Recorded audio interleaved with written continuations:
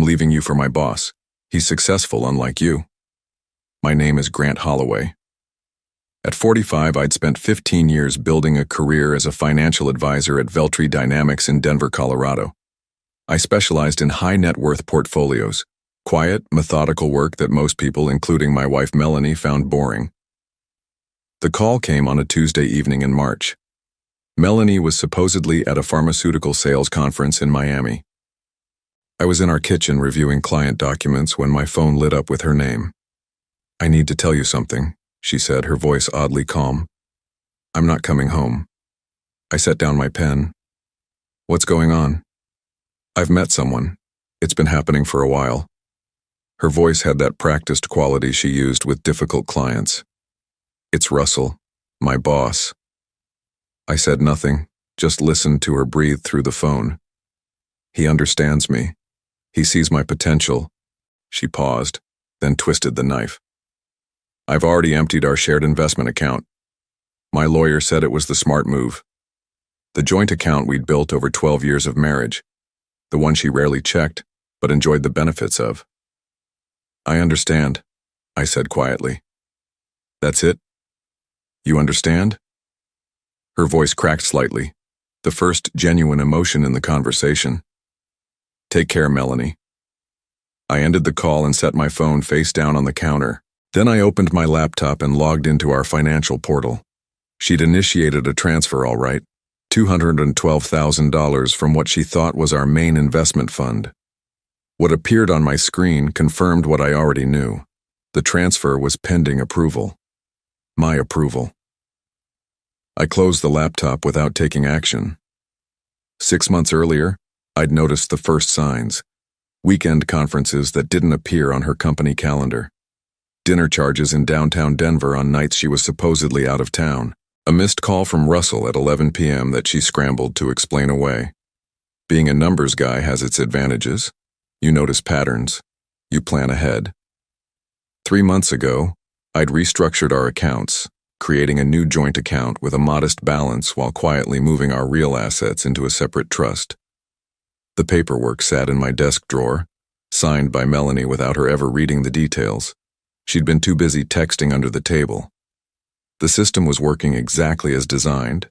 The withdrawal she'd initiated required dual authentication for amounts over $10,000, a safeguard I'd specifically requested. Tomorrow morning she'd discover what pending really meant. Melanie and I met 17 years ago at a financial conference in Chicago. She worked for Lunara Ventures Pharmaceuticals, a rising company with a promising pipeline of drugs. She was ambitious, sharp, and knew how to work a room. I was quiet, analytical, and noticed details others missed. We balanced each other. When we married 2 years later, we mapped out our future with the same precision I used for my clients' portfolios. Weekend hikes in the mountains, dinner parties with colleagues, a schedule for building our investment accounts, children by year 5. But the children never came. After 3 years of trying, the doctor's verdict was delivered in his sterile office. My low sperm count made natural conception unlikely. Melanie cried in the car afterward. I held her hand and promised we'd explore other options. We never did. Instead, she threw herself into her career. More conferences, more client dinners, more late nights. I focused on growing my client list at Veltri, building a reputation for steady, unflashy returns that outlasted market volatility. Our home became a way station between her trips and my long hours at the office. The first real crack appeared 3 years ago. I'd planned a weekend in Aspen for our anniversary. When I told her, she hesitated before saying she'd already committed to a sales retreat that same weekend. "I can't just cancel, Grant. This is with the executive team." I went alone and hiked the trails we'd once enjoyed together. When she called that night, I could hear laughter and music in the background. More cracks followed. Separate vacations became normal. Conversations shortened to logistics about the house or bills. Physical intimacy dwindled to occasional perfunctory encounters that felt like items checked off a list. Then came Russell Phillips, her new regional director. Suddenly, Melanie was volunteering for every committee, every conference, every special project that might cross his desk. "He values my input," she'd say, He thinks I'm being wasted in my current role. I noticed the change in her texts and emails, always keeping her phone face down, stepping outside for calls, password protecting folders on her laptop. Classic signs I'd seen in other failing marriages but never expected in my own. I didn't confront her. Instead, I watched, counted, and quietly prepared, and I documented the patterns in a spreadsheet. Dates of mysterious charges, locations that didn't match her stated itinerary, withdrawals from our accounts that exceeded our agreed spending limits. When she left her email open one morning, and I saw the hotel confirmation for a room in her name and Russell's, I didn't say a word. I simply adjusted my plans. The morning after her call, I sat in my home office, staring at the transfer request still blinking on my screen. $212,000 pending approval. With one click, I could deny it. With another, I could approve it and watch her walk away with nearly everything I had built. I did neither. Instead, I pulled the folder I'd prepared 3 months earlier. Inside was the complete documentation of our financial restructuring. The new trust in my name alone contained $870,000, the bulk of our investments, now legally separated from the joint account she thought she'd emptied. The doorbell rang. On my porch stood Vanessa, Melanie's closest friend and colleague at Lunara. Her face was tight, uncomfortable. "Can I come in?" I stepped aside, leading her to the kitchen where I poured coffee neither of us would drink. "She told me to come get some of her things," Vanessa said, clutching her purse strap. "She's not coming back, Grant." "I know." Vanessa's eyes wouldn't meet mine. "She asked me to get her jewelry box from the bedroom, and her winter clothes." "You know about Russell," I said. "Not a question." Vanessa flinched. I tried to talk her out of it, but she wouldn't listen. "How long?" 8 months, maybe longer. She finally looked at me. "I'm sorry." 8 months. Nearly a year of lies, all while she slept beside me, discussed house renovations, planned holidays. "The jewelry's in the safe," I said. "She knows the combination. Always has." Vanessa didn't move. She also wanted me to check if her transfer went through. There it was, the real reason for the visit. Not clothes or jewelry, but money. I opened my laptop, turned it so she could see the screen. "Pending approval," I said quietly. "Dual authentication for amounts over $10,000. It's in our agreement." "She'll be furious," Vanessa whispered. "That's her choice." After Vanessa left with a suitcase of designer clothes but no financial confirmation, I drove to my office at Veltri. The familiar routine of client calls and portfolio reviews felt suddenly hollow. At lunch, I walked to my bank and initiated the next phase of my plan. By 3 o'clock, my phone had 7 missed calls from Melanie. I ignored them all and drove to my lawyer's office. Thomas had been my client for a decade before becoming my friend. He reviewed the documents I'd brought, bank statements showing Melanie's attempted withdrawal, credit card records revealing doubled expenses in cities that matched her boss's travel itinerary, hotel confirmations sent to her personal email. "This is more than enough," Thomas said, sliding the papers into a folder. "We'll file first thing tomorrow, financial misconduct, marital abandonment. Colorado doesn't require fault for divorce, but these will matter for the financial settlement." I nodded, feeling a strange hollowness where rage should have been. This wasn't about revenge. It was about mathematics. Every action has consequences, a principle I'd built my career on. "She thinks she emptied our accounts," I said. "Let her keep thinking that for now." 3 days passed without me answering Melanie's increasingly frantic calls. On the 4th day, I returned home to find her standing in our living room. She'd used her key, the one she hadn't bothered to leave behind when she declared our marriage over. "What did you do?"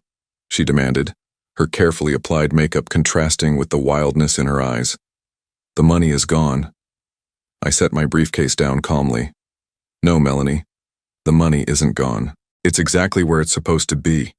She thrust her phone at me, showing the bank's message. "Transfer denied. Dual authorization required." "Fix this," she said. "Now." I walked past her to the kitchen, poured a glass of water. "We need to talk about the divorce." Divorce? I haven't even... She stopped herself. I meant to discuss that after I got settled. After you took the money, I clarified. Her face hardened. Half of that money is mine. I earned it. Did Russell tell you that? I asked quietly. The color drained from her face. This isn't about him. It's about trust, Melanie, and legally binding financial agreements. She changed tactics, her voice softening. I was emotional. I didn't mean to end things like that. We should talk about this properly. The sudden shift to conciliation. This was the Melanie who closed difficult sales, who convinced reluctant doctors to switch prescriptions. I'd watched her perfect this technique over years of dinner parties. Thomas Wilson is handling the divorce, I said. You can have your lawyer contact him.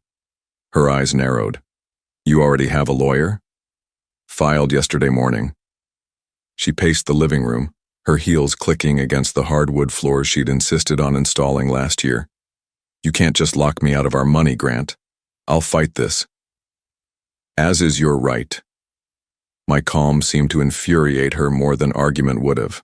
She grabbed a framed photo from our mantel, us in Aspen before the separate vacations began, and hurled it against the wall. Glass shattered across the floor. Russell was right about you, she hissed. You're pathetic. No ambition, no backbone. I looked at the broken frame, the spider-webbed glass over my smiling face.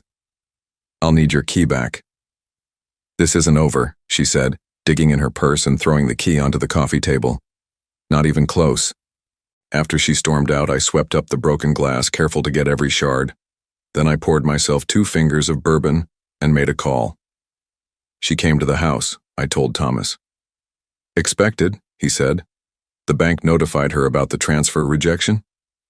Yes, she wants access to our money. Thomas chuckled. Good luck with that. The trust is ironclad. The next morning, my assistant at Veltri placed a letter on my desk. From Melanie's lawyer, Carlton Hayes. The firm's letterhead showcased downtown offices and 3 named partners. The letter demanded immediate release of jointly held marital assets and threatened legal action for financial abuse and restraint of rightful access to shared property.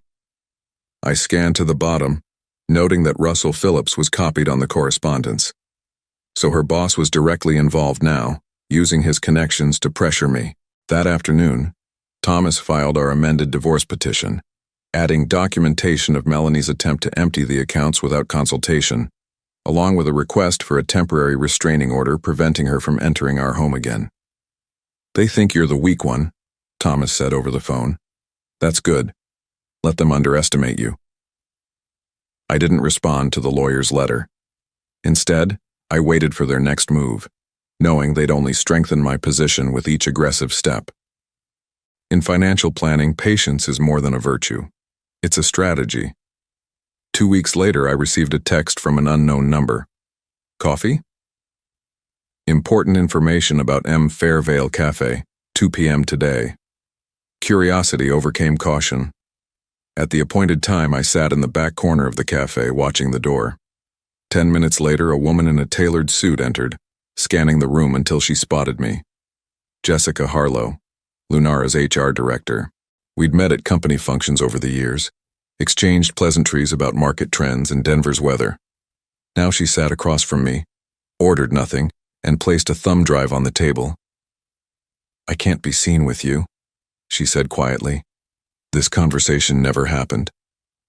What's on the drive? Emails, between Russell and Melanie, going back 14 months. I kept my expression neutral. Why are you doing this? She glanced around before answering. Russell's done this before, 3 times that I know of. Pursues married women who report to him, convinces them to leave their husbands, promises promotions.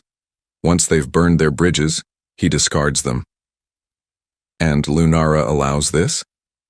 Jessica's mouth tightened.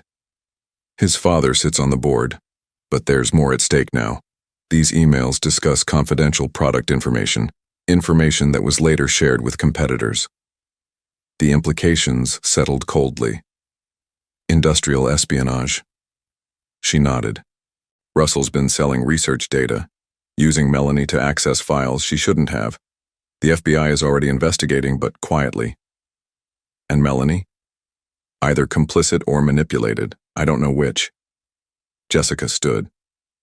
I should go. Use that information however you need to. After she left, I ordered coffee and plugged the drive into my laptop. The emails confirmed everything. The affair, the plans to leave me, Russell's promises of promotion and relocation to Miami. But the industrial espionage angle was new. Screenshots showed Melanie accessing research databases after hours, forwarding proprietary information to Russell's personal email. Whether she knew what he was doing with it remained unclear. One exchange from 3 months ago caught my attention. Russell, once you're free from the accountant, we'll move forward with everything. Miami office, director title, the works. Melanie, what about his financial expertise? Could be useful. Russell, trust me, we don't need him. Just get what you can from the accounts and we'll handle the rest. They'd planned to use me, then discard me. And Melanie had considered leveraging my financial knowledge before Russell dismissed the idea. I copied the files, then drove directly to Thomas's office. He reviewed the emails while I stared out his window at the mountains in the distance. This changes things, he said finally. The industrial espionage angle could trigger criminal charges. I don't want her in prison, I said, surprising myself with the realization. I just want out. Then we use this as leverage. She backs off the financial claims, signs the divorce agreement on our terms, and we don't share this with the FBI. And Russell? Thomas raised an eyebrow. You still care what happens to him? No, I said, but I care what happens next. That evening, I received a formal settlement offer from Melanie's lawyer. She wanted 60% of all marital assets, the house, and ongoing alimony. I forwarded it to Thomas with a single line, time to use the thumb drive. The next day, Thomas sent a counter-proposal. Melanie would relinquish all claims to the trust, accept a one-time settlement of $50,000, and sign a non-disclosure agreement about both the marriage and her activities at Lunara. Attached was a single email from the thumb drive, enough to demonstrate what we had, not enough to show our full hand. Her lawyer's response came within hours. We need to meet. The meeting was set for Thomas's office. I arrived early, reviewed our strategy, and waited in the conference room. When Melanie entered with her lawyer Carlton Hayes, she wouldn't meet my eyes. Hayes, a silver-haired man with an expensive suit and practiced smile, spoke first. We appreciate your willingness to discuss a reasonable settlement. Thomas slid copies of our proposal across the table.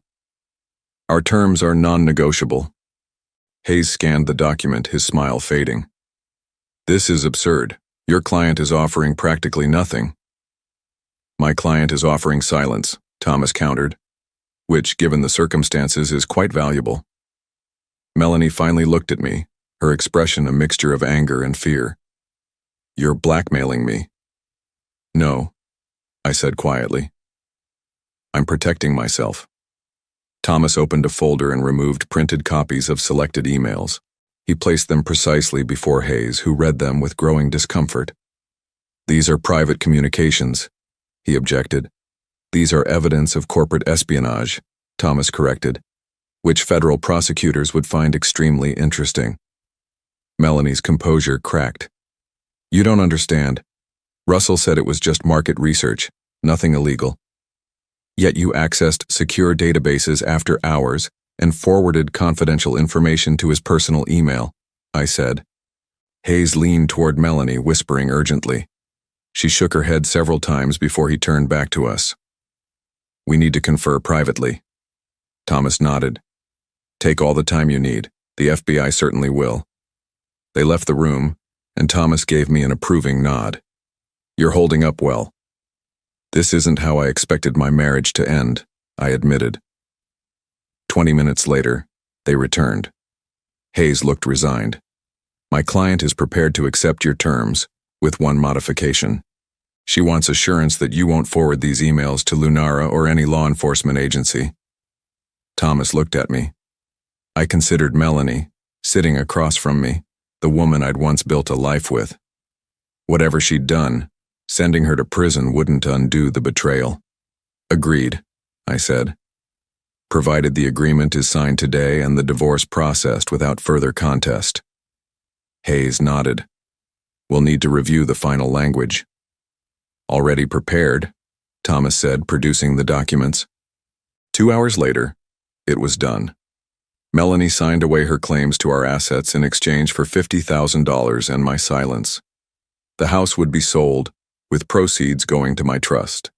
No alimony, no further contact. As she stood to leave, Melanie paused. Was any of it real for you? The question caught me off guard.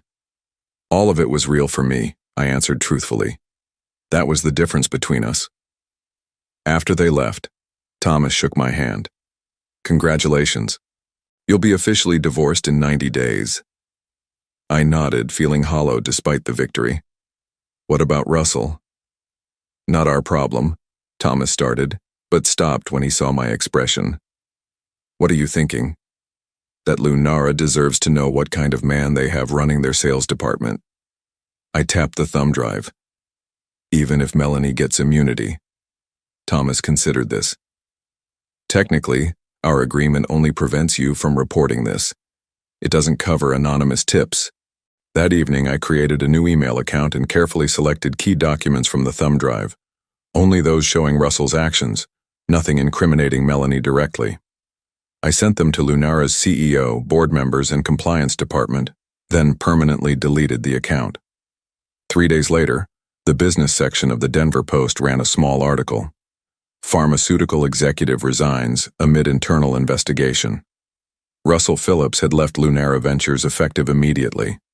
No official reason was given. Melanie texted me once. I know it was you. I didn't respond. Some equations balance themselves.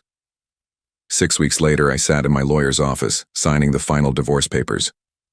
Thomas handed me a copy of Melanie's new employment agreement, secured through his network of corporate contacts. She'd taken a position with a small pharmaceutical distributor in Phoenix. Entry-level sales, significant pay cut, no corner office.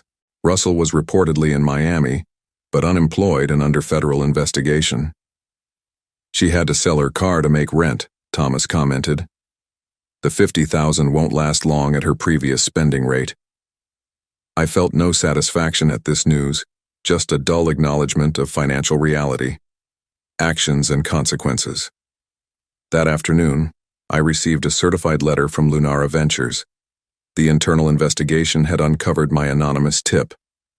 Rather than pursue legal action against me for accessing their proprietary information through the thumb drive, they were offering me a consulting position with their financial compliance department. We believe your expertise and ethical standards would be an asset to our organization during this restructuring period, the letter read. Jessica Harlow had signed it personally, adding a handwritten note. Justice comes in unexpected forms. I accepted the offer the following day. 2 months after finalizing the divorce, I received an unexpected email from Vanessa, Melanie's former friend. Grant, I thought you should know that Melanie and Russell have separated. He never followed through on any of his promises. She's struggling, but too proud to admit it. She asked about you, whether you were seeing anyone new. I told her I wouldn't discuss your life with her. Just thought you should know. Take care, V. I closed the email without responding. The justice wasn't in Melanie's downfall or my financial security. It was in the quiet restoration of truth, the numbers finally balancing as they should have all along. The revenge wasn't in taking something from her, but in finally recognizing my own worth. 1 year after Melanie's late-night call from Miami, I stood in the foyer of my new home in the Denver suburbs. Smaller than our previous house, but solely mine, with a view of the mountains from the back deck. The consulting work with Lunara had evolved into a full-time position, heading their new financial compliance division. I'd built a team dedicated to transparency and ethical oversight, work that mattered beyond just growing wealth. My phone buzzed with a text from Catherine, a corporate attorney I'd met through the Lunara legal department. Our third date was scheduled for tonight. Dinner at a quiet restaurant downtown where we could continue our conversation about hiking trails and financial regulation. Topics that would have bored Melanie to tears, but that Catherine found as engaging as I did. I hadn't heard from Melanie in months.